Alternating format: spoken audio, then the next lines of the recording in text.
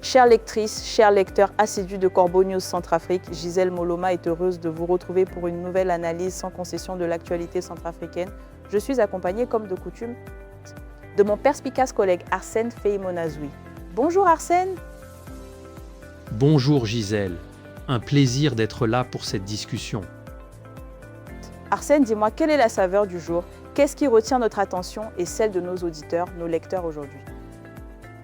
Eh bien, Gisèle, nous allons décortiquer une histoire d'ambition déçue et de fidélité douteuse au sommet de l'État centrafricain, avec un certain Oben Namsio qui a visiblement vu ses espoirs de primature s'envoler, une histoire qui, selon notre rédaction, dévoile la vraie nature des courtisans de l'empereur.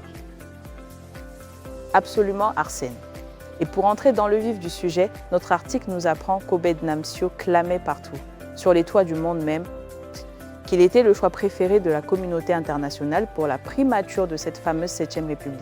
Mais à la surprise générale, le dictateur Faustin a choisi Félix Moloua, démontrant ainsi qu'il avait flairé l'infidélité politique de cet ingrat notoire.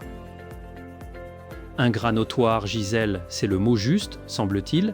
Ce Namsio, il se voyait déjà prince héritier, n'est-ce pas? Il pensait que le fait de se draper dans une prétendue aura internationale allait lui ouvrir les portes du gouvernement, comme si l'empereur Faustin Archange Touadéra était un simple exécutant. C'est d'une naïveté confondante ou plutôt d'un culot monstre. En culot qui n'était pas un secret pour personne à Bangui, Arsène, l'assurance affichée par Oben Namsio juste après l'investiture de ce que l'on appelle le dictateur Faustin Archange Touadéra, alias Baba Congo-Boro, était on ne peut plus visible. Il se pavanait certains de son fait. Baba Congo-Boro, c'est un surnom qui colle bien à un homme qui se prend pour le maître incontesté, et Namsio, lui, a cru qu'en clamant haut et fort son soutien international, il pourrait manipuler le dictateur. C'est une erreur de jugement fatale, Gisèle, de sous-estimer la paranoïa et la soif de contrôle d'un tel personnage. Dès l'annonce de la réussite du coup d'État électoral du 28 décembre dernier, Oben Namsio, qui était alors directeur de cabinet du dictateur, ne cachait absolument pas ses ambitions. Il voulait devenir le prochain Premier ministre du premier gouvernement de la 7e République. Il s'appuyait sur de prétendus soutiens de cette fameuse communauté internationale pour, je cite, « forcer la main à son patron, Faustin Archange Touadéra ». Forcer la main? Mais de qui se moquait-il, Gisèle? Le dictateur Faustin Archange Touadéra est connu pour sa méfiance maladive. Penser qu'une pression externe, même imaginaire, l'aurait fait céder, c'est ignorer la nature profonde de ce pouvoir. C'est comme essayer de tordre le bras à un roc. Et en coulisses, Arsène, l'homme usait de cette supposée caution étrangère comme d'un outil de chantage direct auprès de Baba Congo-Boro. Pour ses proches, son accession à la primature était une affaire acquise. Une suite logique à son positionnement. Pourtant, cette certitude s'est brisée net lorsque le décret de l'empereur est tombé. Maintenant, le Premier ministre sortant à son poste et laissant le directeur de cabinet face à l'échec cuisant de ses calculs politiques. Un échec cuisant, oui. Namsio a joué au poker menteur avec un joueur qui a toutes les cartes en main et il a perdu. Il s'est cru plus malin, plus influent, mais il a juste démontré son incapacité à lire son patron. C'est un retour de bâton pour celui qui pensait pouvoir dicter sa loi à l'empereur. Et cette mise à l'écart définitive, Arsène, nous ramène au passé d'un homme habitué aux ascensions fulgurantes, toujours suivi d'une bonne dose d'ingratitude. Ceux qui ont suivi son parcours depuis ses débuts se souviennent d'un individu totalement inconnu des cercles du pouvoir, originaire de Bokaranga. Sa sortie du néant, de la précarité, est l'œuvre exclusive de parrains politiques qui l'ont soutenu et propulsé au sommet, lui permettant même d'accéder aux fonctions stratégiques de ministre des Mines sous le régime de François Bozizé. Ce poste a bien sûr changé son statut social et financier, mais sa véritable nature s'est dévoilée à la chute de ce pouvoir. Ah, l'ingratitude, c'est le sport national dans certains cercles du pouvoir, n'est-ce pas Gisèle? On vous donne tout, on vous sort de la misère, et dès que le vent tourne, on vous jette comme une vieille chaussette. Namsio semble être un maître en la matière.